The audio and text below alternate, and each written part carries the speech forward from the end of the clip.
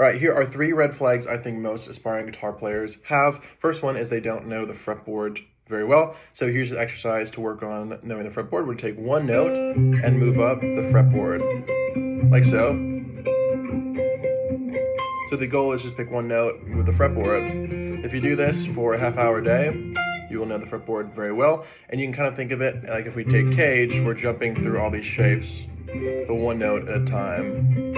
So really cool way to learn the fretboard. Second red flag is they don't know how to build chords. One thing I like to do with my students is give them a major scale shape, C major scale. And if we just take root 3, 5, we have the notes in our chord. So C root, E third, G fifth. And it works, we can do that for any note. If I go to my second chord, which would be D minor, I go 1, 3, 5, and that gives me D, F, A. So now I know the notes in my D minor chord. If I go to the 4 chord and F, go 1, 3, 5, F, A, C.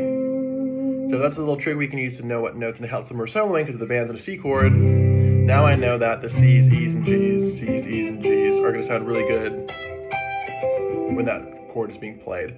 The third red flag is students don't know how to connect pentatonic shapes. Maybe they get stuck in doing,